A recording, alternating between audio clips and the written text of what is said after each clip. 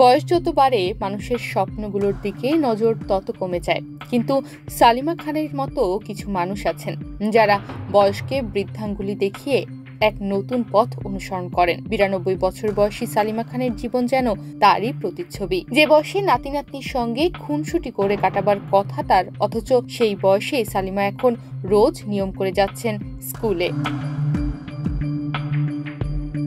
বয়সের ভারে নুয়ে পড়েছেন সালিমা, ঠিকমতো চোখেও দেখেন না, এখন কানেও খুব একটা শোনেন না, কিন্তু আজীবনের লালিত স্বপ্ন পূরণে ফিরে এসেছেন পড়ার টেবিলে। সালিমা 2023 সালে 6ষ্ঠ শ্রেণীতে ভর্তি হন। ভারতের উত্তরপ্রদেশের বুলন্দ শহরের এই বাসিন্দা এরপর থেকে নিয়মিত স্কুলে যাচ্ছেন। স্কুলে তিনি ছোট ছোট কোমলমতি শিশুর সঙ্গে উচ্চস্বরে শিখছেন বর্ণমালা। শুধু যে লেখাপড়াই করছেন তা নয়, বরং ক্লাসের মধ্যমণি হয়ে উঠেছেন এই বৃদ্ধা।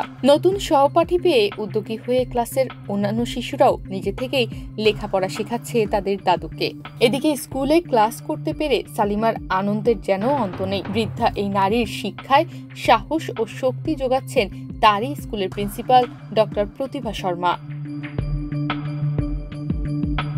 সালিমার প্রসঙ্গে স্কুলের প্রিন্সিপাল প্রতিভা গণমাধ্যমকে জানান, সালিমার চোখে ছানি পড়েছে, আবার ঠিকমতো কানেও শোনেন না তিনি। তাকে শেখানোর জন্য স্কুল কর্তৃপক্ষের জোরে জোরে কথাও বলতে হয়, কিন্তু সালিমার আগ্রহের কমতি নেই। তিনি পড়াশোনা করতে মুখিয়ে থাকেন। অন্য শিশুদের সঙ্গে শেখা বা কবিতা পাঠের মতো তিনিও যেন শিশু হয়ে ওঠেন। অন্য শিশুদের সঙ্গে শেখার ক্ষেত্রে বা নতুন কোনো কবিতা পাঠের ক্ষেত্রে সবসময় অন্য শিশুদের মতো তিনিও যেন এক শিশু হয়ে ওঠেন। তিনিও শিশুদের সঙ্গে হাসেন এবং লেখাপড়া উপভোগ করেন। নবভারত লিটারেসি মিশন কর্মসূচির আওতায় স্কুলে ফেরার সৌভাগ্য হয়েছে সালিমার।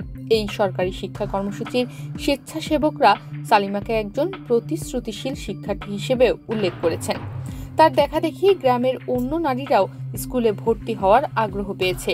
সেই তালিকায় রয়েছে খোদ সালিমার 2 পুত্রবধূ।